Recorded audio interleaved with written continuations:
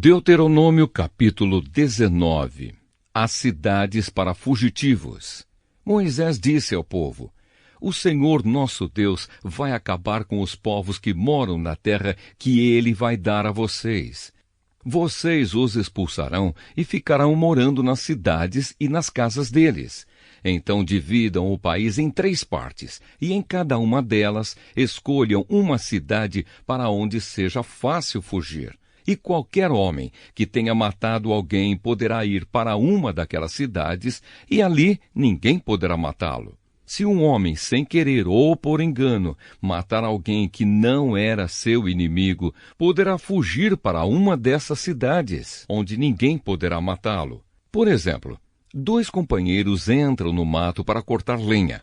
Um deles, ao cortar uma árvore, dá um golpe tão forte com o machado que o ferro salta do cabo e bate no companheiro e ele morre. Então aquele homem irá para uma dessas cidades e ali ninguém poderá matá-lo. Ora, se houvesse somente uma cidade para fugitivos, ela poderia estar tão longe que o parente encarregado de vingar aquela morte teria tempo de pegar aquele que matou o companheiro. E o parente estaria tão furioso que mataria o homem, embora este não merecesse a morte, pois foi sem querer que matou o companheiro. Portanto, eu ordeno que escolham 3 cidades para fugitivos. Se o Senhor nosso Deus lhes der mais terras, conforme jurou aos nossos antepassados, e der a vocês toda a terra que prometeu a eles, então escolham mais 3 cidades para fugitivos. Deus lhes dará mais terras se vocês obedecerem a todos os mandamentos que estou dando a vocês hoje, se amarem o Senhor nosso Deus com todo o coração e se nunca se desviarem dos caminhos que Ele mostra.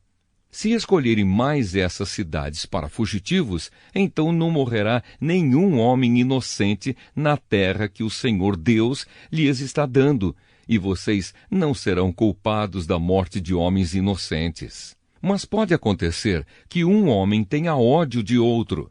Ele fica de tocaia e ataca e mata o inimigo. Aí ele vai para uma dessas cidades a fim de não ser morto.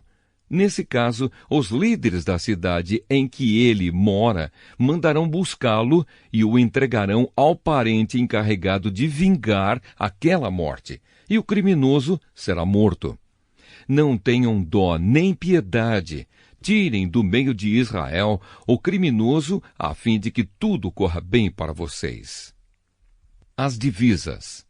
Não mudem de lugar os marcos de divisa do terreno do vizinho.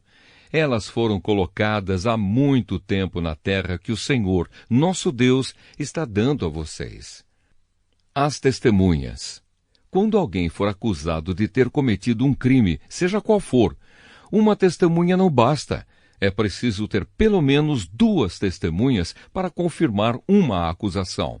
Se uma testemunha falsa acusar alguém de ter cometido um crime, o acusador e o acusado irão ao lugar de adoração e ali apresentarão o caso aos sacerdotes e aos juízes que estiverem julgando naquele tempo. Estes examinarão o caso com todo cuidado, e se for provado que o homem deu testemunho falso contra o seu patrício israelita, será condenado, e o castigo dele será o mesmo que ele queria para o outro. Assim vocês tirarão o mal do meio do povo. Todo o povo de Israel saberá do que aconteceu. Todos ficarão com medo e ninguém se atreverá a praticar uma ação tão má no meio do povo. Não tenham dó nem piedade. O castigo será vida por vida, olho por olho, dente por dente, mão por mão, pé por pé.